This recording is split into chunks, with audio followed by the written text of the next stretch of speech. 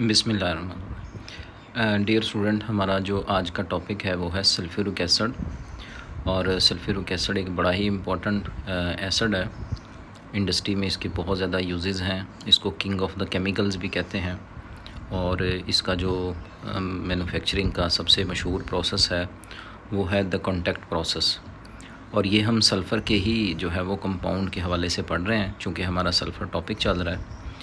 तो सल्फ़र का सबसे इम्पॉर्टेंट जो कंपाउंड है वो है सल्फ्यूरिक एसिड।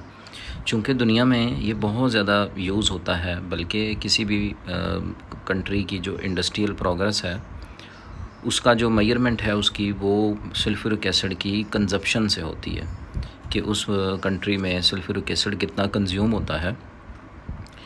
इसी से जज किया जाता है कि उस कंट्री की इंडस्ट्रियल प्रोग्रेस क्या है। हम इसमें जो है वो कुछ सल्फ़र की जो हम पढ़ेंगे, प्योरीफिकेशन यूनिट क्या है, कॉन्टैक्ट प्रोसेस क्या है, और किस तरह से हम स्टेज और 1 बाय 1 इसको पढ़ेंगे। अब सबसे पहले इसके स्ट्रक्चर को हम देख लेते हैं 1 मिनट में। वो ये है कि फार्मूला इसका नोट कर लें, H2SO4। स्ट्रक्चर इसका टेट्राहेड्रल है। सल्फ़र और ऑक्सीजन का सिंगल बॉन्ड जो है उसकी लेंथ ये वाली है, MCQ के लिए नोट कर लें। और अगर डबल बॉन्ड है तो उसकी 142.2 पिकोमीटर लेंथ है। ऑक्सीजन और हाइड्रोजन का जो बॉन्ड है वो 97 पिकोमीटर है। और इसमें 85% जो है वो H2SO4 बनाने में सल्फ़र यूज़ होता है हर साल, याद रखिएगा। मतलब सल्फ़र के जो टोटल यूजेस हैं ना, उनका यूजेस का 85% सिर्फ सल्फ्यूरिक एसिड बनाने में इस्तेमाल होता है। और इसमें जो बॉन्ड हैं वो 2 सिंगल बॉन्ड सल्फ़र और ऑक्सीजन के बॉन्ड हैं, और 2 जो हैं वो सल्फ़र डबल बॉन्ड ऑक्सीजन के बॉन्ड हैं। अब यहाँ पे इसका स्ट्रक्चर है, ये देखिएगा, sulphur is the central element. ये 2 इसके डबल बॉन्ड हैं ऑक्सीजन के साथ, और 2 ही सिंगल बॉन्ड हैं, जिनके एक तरफ यहाँ सिंगल बॉन्ड वाली ऑक्सीजन के साथ हाइड्रोजन है और यहाँ भी सिंगल बॉन्ड वाली ऑक्सीजन के साथ हाइड्रोजन है। और डिस्टेंसेस भी यहाँ मेंशन किए गए हैं। तो जब हम इसको इस फॉर्म में देखेंगे तो ये फॉर्म बनती है टेट्राहेड्रल। मतलब टेट्राहेड्रल आपको मैंने बताया था कि टेट्राहेड्रल मतलब 4 कोने। अब यहाँ पे स्टेज 1 है हमारे पास कि सल्फ्यूरिक एसिड को हमने प्रिपेयर कैसे करना है। याद रखें, सबसे पहले हम क्या करते हैं, सल्फ़र डाइऑक्साइड हमने बनानी है। सल्फ़र डाइऑक्साइड बनाने के 2 तरीके हैं। पहला, एक तो आप कंबस्शन कर दें, सल्फ़र को डायरेक्ट बर्न करें, यहाँ से भी सल्फ़र डाइऑक्साइड गैस डायरेक्ट बन जाएगी। ये है सिंपल मेथड, और इसमें जो हीट जनरेट होगी वो ये वाली है, -297.03। ये बहुत एक्ज़ोथर्मिक रिएक्शन है। दूसरा तरीका ये है कि जो ज़मीन से आयरन की ओर निकलती है, जिसे हम आयरन पायराइट कहते हैं, यहाँ से हम आयरन भी हासिल कर सकते हैं। इसको जब वो बर्न करते हैं हाई टेम्परेचर पर, रोस्टिंग इसे कहते हैं। तो जब इसे रोस्ट किया जाता है तो ऑक्सीजन की ज़्यादा मिकदार में, एक्सेस अमाउंट ऑफ ऑक्सीजन से, तो फिर यहाँ से आयरन ऑक्साइड बनता है और साथ में सल्फ़र डाइऑक्साइड गैस बनती है। इस आयरन ऑक्साइड को हम ईज़िली जो है वो बेज़मर प्रोसेस में और स्टील मेकिंग में यूज़ कर सकते हैं, जहाँ से हम आयरन हासिल कर लेते हैं। तो लिहाजा याद रखिएगा। अब यहाँ चूँकि सल्फ़र की ओर हमने यूज़ की है तो डेफ़िनेटली इसमें डस्ट भी होगी, इसमें आर्सेनिक ऑक्साइड वगैरह भी होंगे। तो सबसे पहले वो हम रिमूव करेंगे। मतलब ये जो सल्फ़र डाइऑक्साइड हमारे पास बनी है, इसको हम अब प्योरीफाई करेंगे, इसमें मौजूद जो डस्ट पार्टिकल्स हैं उनको रिमूव करेंगे। अब प्योरीफिकेशन यूनिट में याद रखिएगा, सल्फ़र डाइऑक्साइड जो है ये पाइराइट से बनी है, तो डेफ़िनेटली आर्सेनिक ऑक्साइड भी इसमें होगा।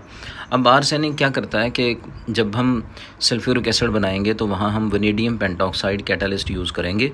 अगर हमने इसको अभी रिमूव ना किया आर्सेनिक ऑक्साइड को, तो ये हमारे वैनेडियम पेंटॉक्साइड को डैमेज करेगा। तो लिहाजा हम क्या करेंगे, इसको रिमूव करेंगे। एक तो ये आर्सेनिक ऑक्साइड जो है वो ये प्रोड्यूस होंगे, दूसरा ये कैटलिस्ट की एफिशिएंसी को रिड्यूस करेंगे। फिर ये जब गैस बनेगी तो ये प्रोसेसिंग में जो है वो इससे डिफ़िकल्टी आएगी। और इसको यूज़ दूर कैसे करना है, ग्लेटिनाइज्ड आयरन हाइड्रोक्साइड, ग्लेटिनाइज्ड आयरन हाइड्रोक्साइड को हम यूज़ करेंगे, जो शेल्फ में रखा होगा। आगे हम फ्लो शीट डायग्राम में भी पढ़ लेंगे इसको।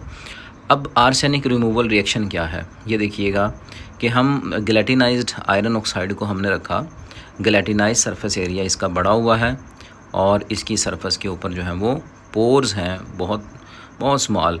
अब ये आर्सेनिक ऑक्साइड से रिएक्ट करेगा और यहाँ पे हमारे पास आयरन आर्सेनिक ऑक्साइड का कंपाउंड बनेगा और यहाँ पे वाटर जो है वो अलग हो जाएगा। तो अब आपने देखा कि आर्सेनिक ऑक्साइड को हमें डैमेज करके इसमें बदल दिया, जो कि बिल्कुल भी नुकसानदेह नहीं है।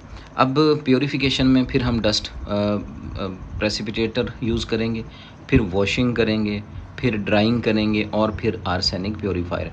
ये 4 स्टेप हैं जो कि मेजर प्योरीफिकेशन प्रोसेस है।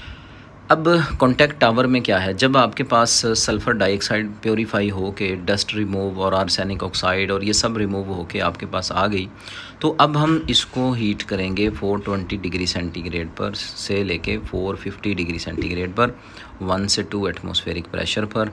और यहाँ पे जब हम इसको हीट करेंगे तो ये सल्फ़र डाइऑक्साइड बदल जाएगी सल्फ़र ट्राइऑक्साइड में। ये भी हमारे पास एक्सोथर्मिक रिएक्शन है। अब जब सल्फ़र ट्राइऑक्साइड हमारे पास बन गई तो याद रखिएगा सल्फ़र, ये देखिएगा दूसरा वो जो ऑक्सीडेशन है उसी को उसने 2 स्टेप में बताया। सल्फ़र डाइऑक्साइड जब रिएक्ट करती है ना वेनेडियम पेंटॉक्साइड से, तो वेनेडियम एक अपने में से ऑक्सीजन, चूँकि वेनेडियम की पहले +5 है, अब वो एक ऑक्सीजन दे देगा, इसको ऑक्सीडाइज़ कर देगा, ट्राइऑक्साइड बना देगा और ख़ुद वो किस में बदल जाएगा +4 में। तो ये देखें V2O4 में बदल गया। तो इसलिए हमने आर्सेनिक को प्रीवियस स्लाइड में रिमूव इसलिए किया था ताकि वेनेडियम पेंटॉक्साइड डिस्टर्ब ना हो, क्योंकि इसी ने ही सल्फ़र ट्राइऑक्साइड बनानी है। समझे बात आप? अच्छा, अब ये देखिएगा कि और वो वहाँ से जब ऑक्सीजन, क्योंकि ऑक्सीजन की बहुत मिकदार यहाँ मौजूद है, तो आपका जो वेनेडियम पेंटॉक्साइड 4 है वो दोबारा से ऑक्सीडाइज़ होके अपनी फॉर्म को रिस्टोर कर लेगा।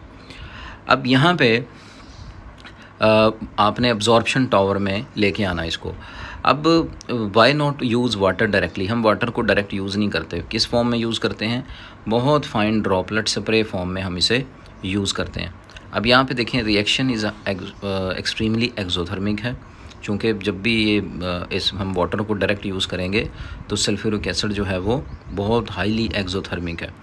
दूसरा रिड्यूसेस एसिडिक वेपर, ये एसिडिक वेपर होंगे जो हमारे लिक्विड को मॉइस्ट कर देंगे और इसी तरह से जो मिस्ट, एक धुंध जो पैदा होगी उसको हैंडल करना हमारे लिए डेंजरस होगा। मिस्ट कहते हैं फॉग टाइप बन जाता है और can not produce a controlled liquid product, और हमें तो चाहिए ऐसा लिक्विड फॉर्म में। तो अगर हम डायरेक्ट वाटर यूज़ करेंगे तो वो कंट्रोल नहीं हो पाएगा, मिस्ट बन जाएगी, धुंध बन जाएगी, फॉग बन जाएगी, हीट बहुत जनरेट होगी, जिससे केमिकल भी हमारा जो प्लांट है वो डिस्टर्ब हो जाएगा। अब सल्फ़र ट्राइऑक्साइड को क्या करेंगे हम, सबसे पहले सल्फ्यूरिक एसिड से fine droplet of the sulphuric acid से इसे मिलाएंगे, जिससे बनेगा ओलियम।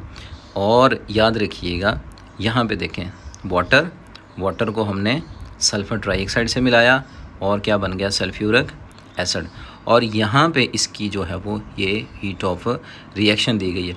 याद रखें ये जो ओलियम है ना, ये जो ओलियम है ये सबसे इम्पॉर्टेंट रिएक्शन ये वाला, ठीक, यानी कि सल्फ़र ट्राइऑक्साइड जो थी उसके ऊपर हम स्प्रे करेंगे सल्फ्यूरिक एसिड और वहाँ से बनेगा ओलियम।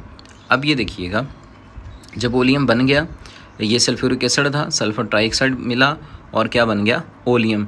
अब आप ये ओलियम की फॉर्म में ही फैक्ट्री इंडस्ट्री वाले स्टोर करते हैं। जो भी फिर क्लाइंट आते हैं वो क्लाइंट अपनी जो रिक्वायर्ड उनकी है, जो उनको मोलैरिटी चाहिए, वो उसी कदर उसमें वाटर एडिशन से क्या बनाते हैं सल्फ्यूरिक एसिड। मतलब किसी को कम मोलर चाहिए, किसी को ज़्यादा, तो उसी के अकॉर्डिंग फिर वो वाटर को ऐड करते जाते हैं। अब यहाँ पे देखें सबसे पहले ये है सल्फ़र बर्नर, यहाँ पे हम सल्फ़र को और आयरन पाइराइट को जलाएंगे, सल्फ़र डाइऑक्साइड बनेगी और सल्फ़र डाइऑक्साइड यहाँ आ गई।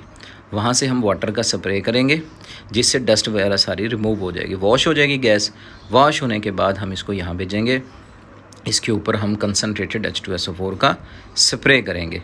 अब जब स्प्रे करेंगे तो सल्फ़र डाइऑक्साइड में जहाँ हमने वाटर यूज़ किया था वो वाटर सल्फ्यूरिक एसिड बिल्कुल रिमूव कर देगा, क्योंकि ये एक अच्छा ड्राइंग एजेंट भी है।